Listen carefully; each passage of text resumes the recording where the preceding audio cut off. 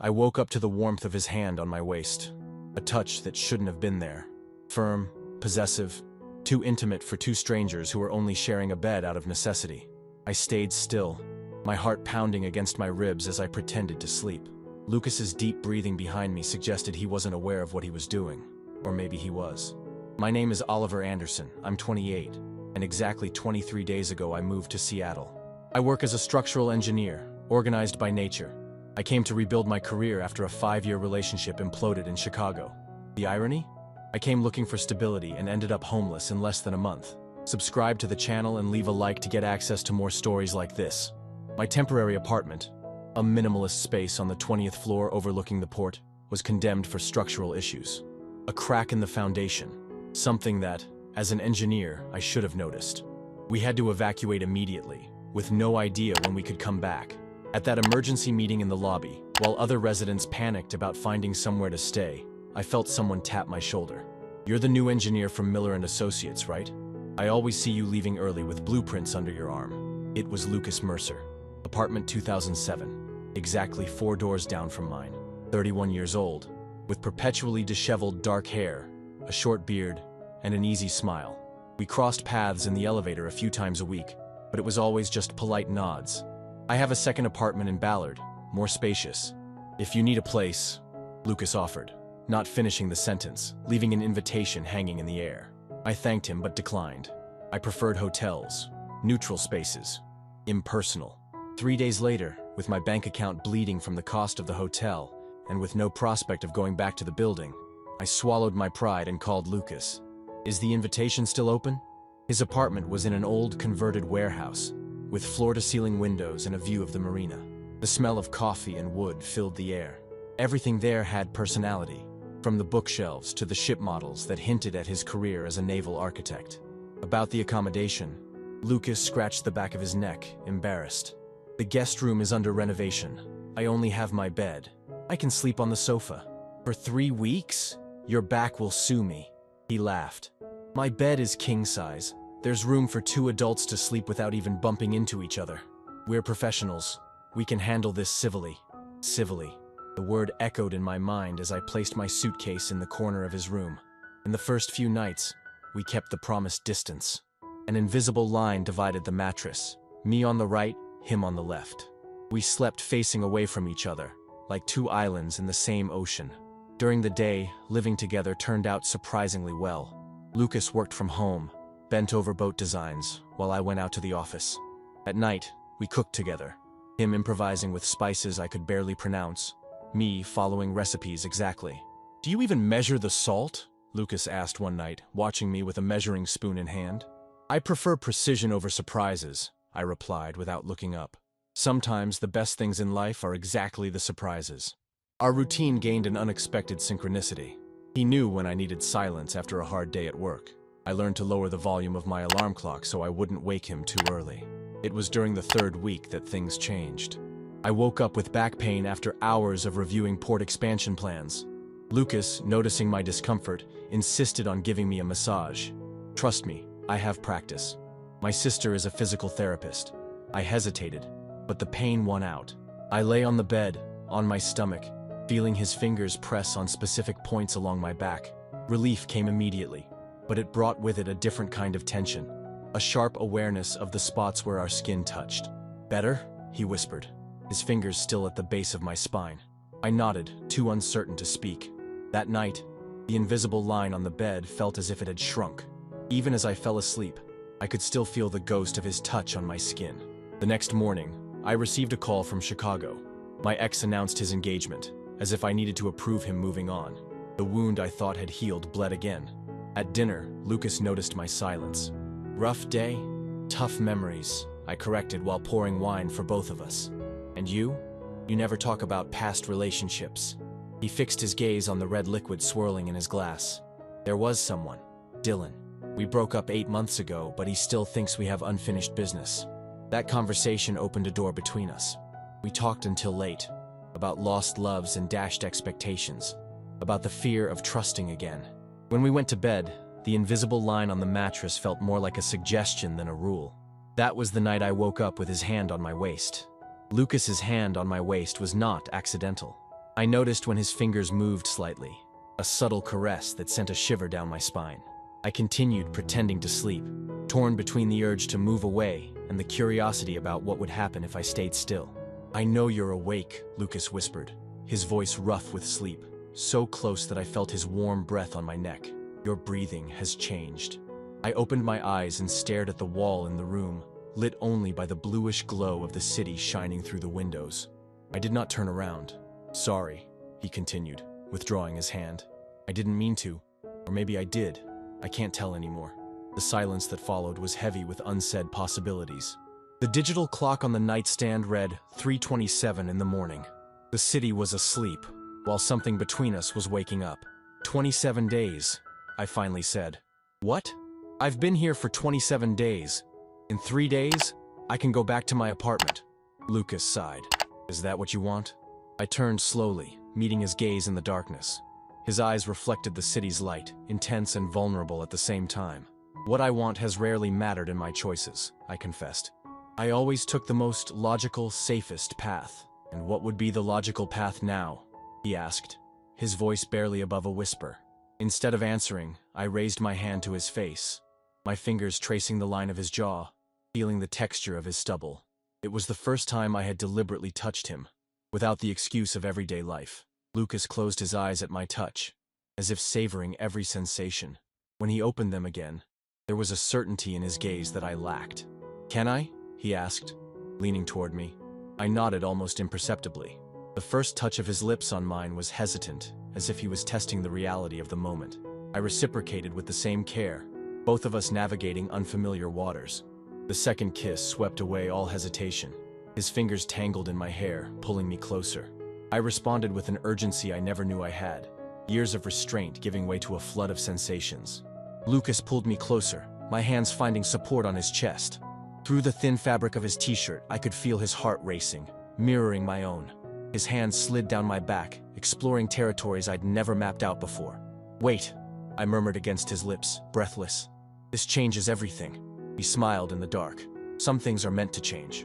Our mouths met again, this time with more confidence.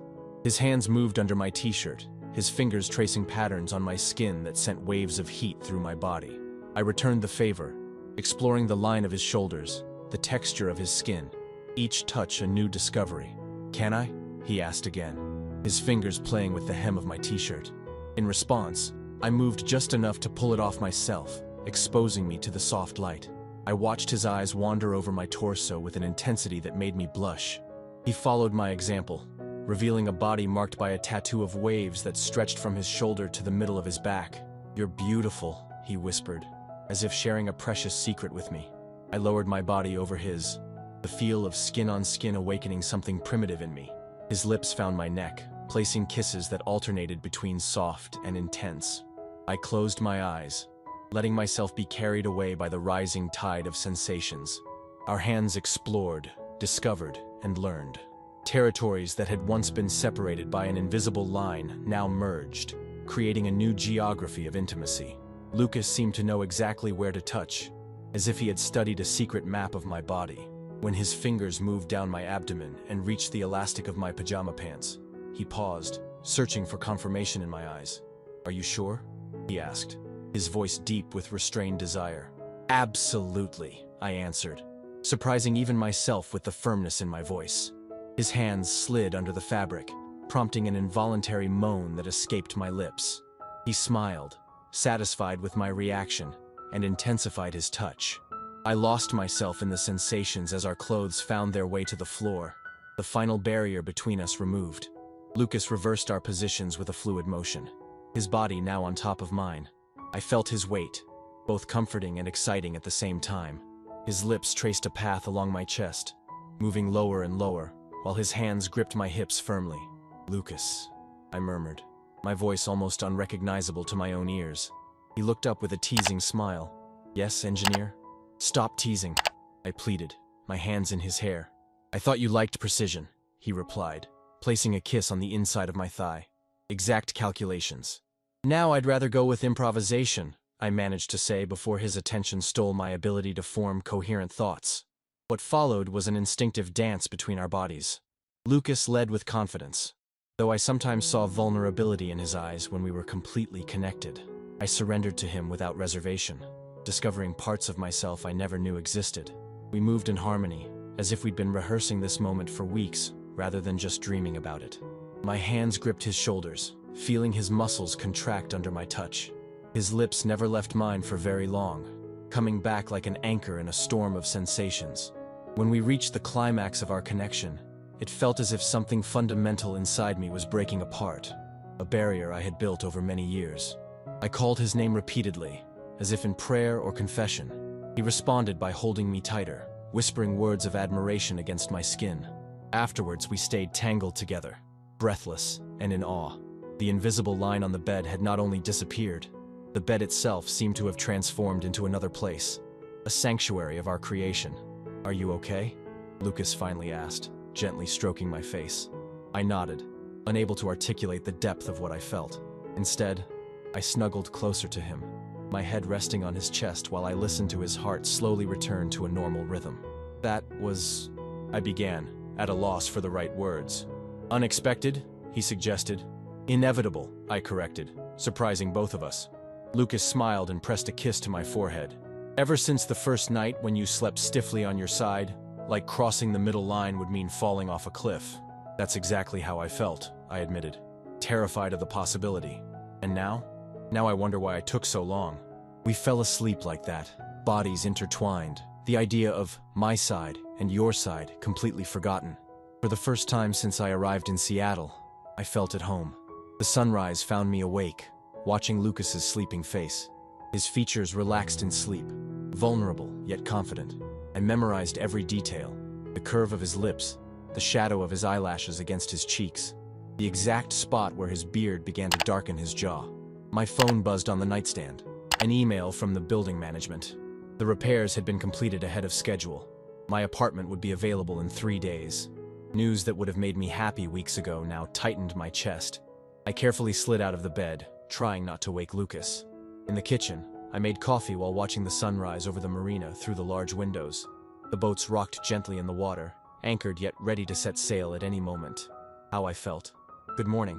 I turned to find Lucas standing at the kitchen entrance, wearing only pajama pants, his hair tousled from sleep.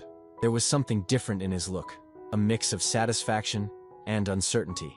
"Coffee?" I offered, lifting the coffee maker. He nodded and came closer. There was a moment of hesitation between us, as if neither of us quite knew how to act after the intimacy of the night before. Then Lucas closed the gap, wrapping his arms around me from behind as I served the coffee. "Sleep well?" he asked, his lips brushing my ear. "Better than I have in a long time," I admitted, turning in his arms to look him in the eyes. "How about you?" "Like a rock. Apparently, certain late-night activities are excellent for a deep sleep," he replied with a mischievous smile. I laughed, feeling the warmth rise in my face. It was strange how we could be so intimate at night and still make me blush at his teasing in the morning. Lucas noticed, his smile widening. "I love it when you blush," he commented, touching my cheek. The precise engineer loses control a little. I handed him a cup of coffee, our fingers brushing in the exchange. "I got an email," I said, trying to sound casual. "My apartment will be ready in 3 days." Lucas's smile faltered slightly. Ah, that simple sound carried so many unspoken questions. What did that mean for us? What had last night been? The beginning of something or just an interlude? "It's good news," he continued, moving away to lean on the opposite counter. The physical distance between us suddenly seemed to represent something larger. "Yeah," I agreed mechanically. "I guess I'll save your space." It's never been about space, Oliver. Our eyes met over the steaming coffee cups. There was so much to say, yet neither of us seemed to find the right words. "About last night," I started, hesitating. Lucas's phone rang, interrupting me. He checked the caller ID, his face changing subtly. "It's Dylan," he said, as if that explained everything. Something cold settled in my stomach. "Answer it." While Lucas spoke quietly on the phone and walked into the other room, I contemplated the seismic changes of the past 24 hours. How a simple hand on my waist had torn down years of carefully built walls. How a temporary apartment had become the first place in years that truly felt like home. And how all of this might vanish as quickly as it had appeared. Lucas returned minutes later, his face an unreadable mask. "Dylan is coming back to Seattle," he announced. placing the phone on the counter as if it were something dangerous. He wants to meet, talk about us. Us? I repeated, the word tasting strange in my mouth. There isn't an us between Dylan and me anymore, Lucas quickly clarified as he came closer. We broke up 8 months ago, but he never really accepted it. And you? I asked, hating the uncertainty in my voice. Did you accept? Lucas took my hands, his eyes searching mine. Oliver, what happened last night wasn't impulsive for me. I've been thinking about it ever since you walked through that door with your perfectly organized suitcase and your obsession with following recipes exactly. I smiled despite the tension. Am I always that predictable? Predictable is the last word I would use to describe you, he replied, drawing closer. You're an equation I can't completely solve, and that fascinates me. His lips met mine in a soft, questioning kiss. I answered with more certainty than I felt, my hands finding his face, holding him close. I don't know what we're building here, I confessed when we broke apart. I've always worked with detailed blueprints, timelines, materials that had been tested, and now you're improvising. Exactly. Lucas smiled, resting his forehead against mine. You know what's beautiful about improvisation? Sometimes we create something we'd never imagine if we only followed the rules. In that moment, with the morning sunlight lighting up the kitchen and the aroma of coffee in the air, I allowed myself to believe that maybe, just maybe, what started as a temporary arrangement could turn into something permanent, something that neither of us planned, but both of us wanted. The only certainty was that that hand on my waist had changed everything, a connection that went far beyond two people sharing a limited space, something fundamental that transformed us from separate islands into a shared continent, with all the complexities and beauties that such union brings. And for the first time in my life, I didn't have to calculate the outcome. I just knew this, us, was the perfect equation.